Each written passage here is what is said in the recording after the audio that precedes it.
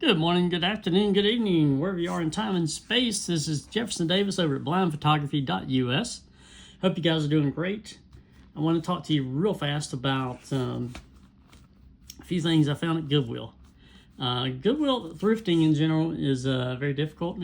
Occasionally I'll find something that warrants my time, but around here, especially, down in the valley, down in Phoenix, you can find some stuff still because there's people, people pass away and then their families don't know what to do with this junk, so they just throw it to Goodwill or one of the other thrifting companies or organizations. But anyway, so we went through Goodwill on Sunday. I still have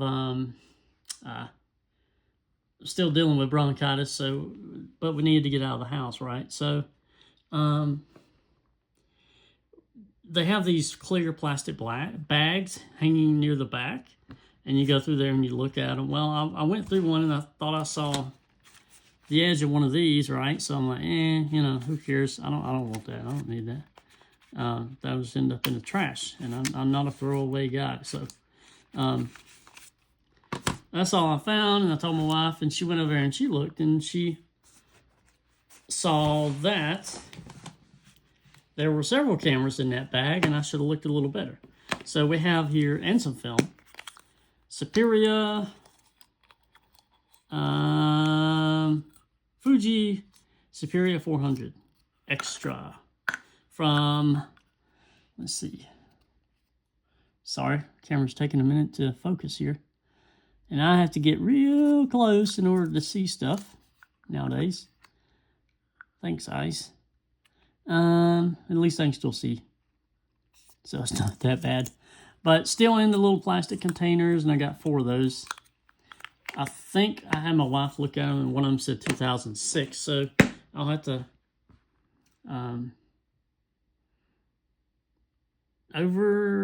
dispose those by 2 stops, I believe. I'll have to check into that because I've used old black and white film, and usually it's 1 stop per decade, but I don't know about Fuji color. And then there were 3 of these little throwaway cameras, and this one here,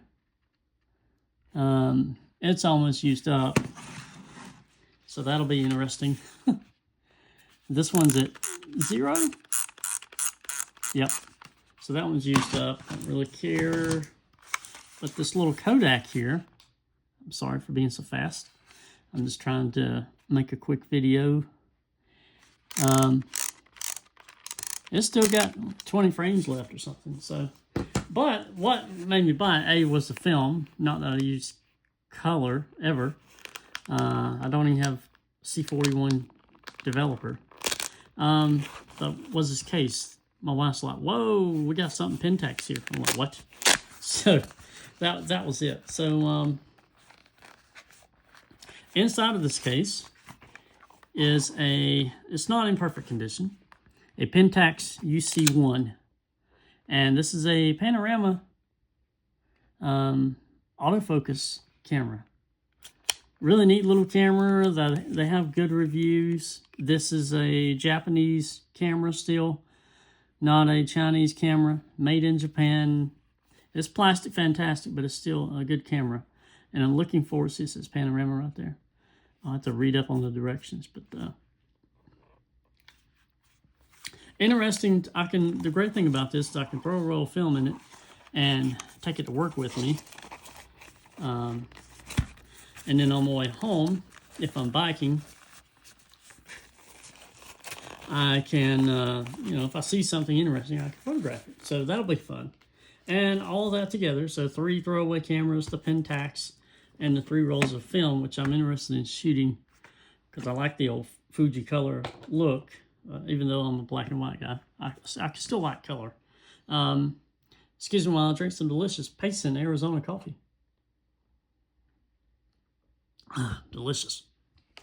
And another thing, real quick, I want to talk about, and then I'm going to let you guys go. I hope you have a great day. Is this guy.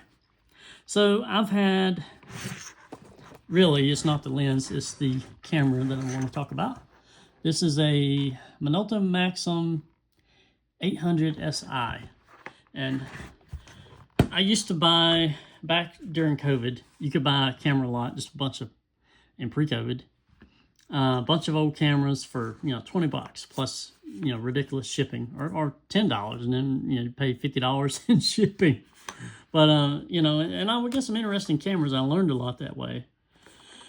What to do and what not to do. But this one's been sitting, actually it was sitting in one of my, I have plastic, where we used to live, I had plastic clear containers, and stuff that I needed to work on or clean or whatever, I would put in those containers to keep it somewhat organized. And then when I got around to it, I could clean it, work on it, and stuff. So this had been, I'd forgot about it. It was in one of them containers. So when we moved, I put it on a shelf over here, and it had been sitting there for 6 months. Well, not quite that long, since August probably.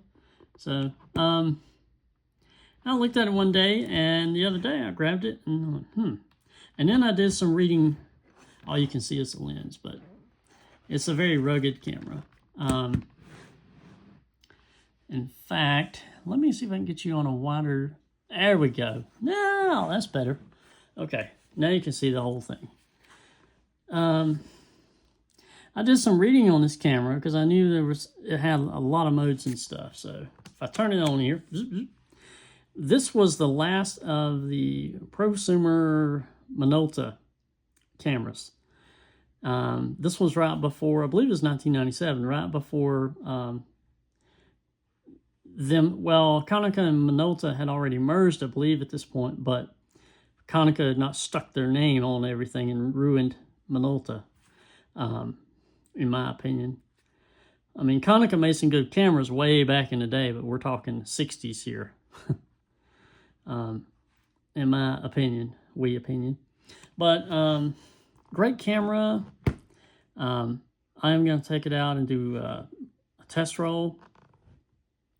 Not today, because I have a full day of work today. I will be working. It's smoky outside in Payson, Arizona. It's like being around a campfire 24/7. We have a huge fire about 15 miles from here, or less. No, it's actually about 10 miles from here. It's already eaten up 3,500 acres, somewhere thereabouts. So, not great. Not great for recovering from bronchitis. I feel like garbage. But anyway, it's an interesting camera. It has a bunch of different modes. I have it in manual right now, simply because that's the way I roll. But it has all these different modes here. Close-up, landscape, portrait, if you just simple stuff. And P, of course, program. And then you have manual, which is where I leave it, right there. And it has the thing I like about it, once I looked at it, was the fact that it has 2 jog wheels. So you have one for shutter speed, one for aperture. So it's great. It's one thing I never liked about the 7000i or the 7000. Those cameras are great.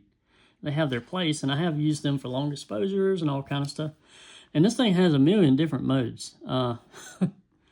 There's so much that it can do. It's interesting camera.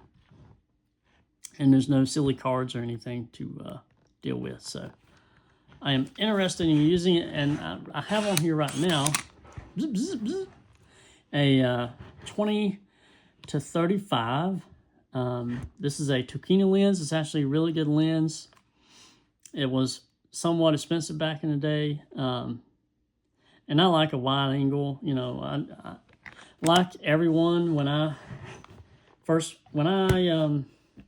went to digital. When I got all the stuff that I wanted to do. If I was going into churches and stuff, I wanted a wide angle, so I ended up buying. I had a 24-70, which works great. A Canon lens, 2.8, or was that a Tamron? Actually, I think that was a Tamron, but it was a great lens. But I ended up buying a 16 to 35, I believe. Yeah, 16 to 35. No, I take that back. It was a Tokina 10 to 16, but I was using a Canon. It was an APS-C, or their version, which is really a 1.6 crop. So 10 to 16 actually worked really well. It was still wide enough and at 16, which is really, 35 millimeter, you can get some out of focus bokeh. So cool out of focus area. So this is back in the mid 2000s, 2005, 2006. Actually, I believe in 2006 I had a little Panasonic Lumix camera because it was good in low light, better than Canon. And then in 2007 I bought my Canon, or later 2006 I bought it, and I had it. I still have it. In fact, it's EOS 350D. That was my first digital SLR camera, and you better have your exposure correct though, because you have one stop of adjusting. What we do now, like with a Sony, I've been looking at the new Sony cameras because I'm going blind, and I would like to. Well, they're awesome, and my wife wants to shoot some digital, and I thought if I bought me a new-ish digital camera, then I could give her mine, and they have great autofocus now, amazing autofocus. That way I could shoot some digital, and when I go, my vision gets worse, and I can't manually focus anymore, my wife can sell all those lenses, or I can sell them, whatever. Because my Tachymark lenses go for good money. But hopefully that's, a little bit down the road, but it's coming. So I'm trying to be prepared for it. But I was looking at the Sony A7 IIc, or Sony A7C II, which has been out for about a year now, I believe. And it has 12 stops of 12 stops of, what do they call it? Sorry, having a complete brain fry here. 12 stops of, not exposure control, but latitude, basically. So you can shoot for the highlights and then raise the shadows afterwards, and everything looks like an HDR. But I love that kind of look in digital, if you shoot in color. I love my film. I'll never give up film. Once I get where I can't focus, I'll still use my pinhole photography. So, I got stuff in the works in that regard. So, what is your best thrifting buy? I'll tell you my best eBay buy in another episode, but this, I'm gonna try to throw up at least once a week, just a random video to talk about stuff, and then we're working on some other stuff for this channel, just to keep it active and to keep you guys entertained, and going over to the website blindphotography.us. So if you subscribe to the newsletter, I'll send you a discount code off of prints and stuff. So it's worth your time. We're not going to spam you. It's just me. My wife helps me. Thankfully, I have her. She is such a wonderful woman. I found out that I was going blind. She could have. We hadn't been married a year at that point. She could have walked, but she didn't. She stuck around and helped me. And I had a rough day once. That was in February of last year, early February, when I had a rough day and I left work early because of the whole going blind thing. I was trying to deal with it, blah, blah, blah. And I got home and she's like, we're going to, I got something special in mind for you. So we ended up going to a place up in North Carolina in, I'm trying to remember the name of the town. And we did an art class. It was clay, doing painting clay. You pick whatever you want to paint, and I picked a Ford pickup truck, and I painted it, in my colors, and then they fired it, and we went back up about a month later and picked it up. But that was really cool. She's awesome like that, and she's an amazing lady. If you'd like to check out what she stays up to, because she does scrapbooking and all that fun stuff, Her website is dinascreativestudio.com. So please go check her out. If you have any women in your family that do scrapbooking or Bible journaling, or they want to know how to make cards, or she's working on other stuff, other projects, please go over and check her out. And she talks about our dogs a lot. She's a great dog mom, the best dog mom in the world. So go check her out and check out to see what I'm up to over at blindphotography.us. And sometimes I'll have her doing a guest post over on blindphotography.us, because she's part of this too. She's my partner in everything. But anyway, have a great day. I didn't mean for this thing to bloviate on for this long, but I hope you guys have a great day and a great rest of your week.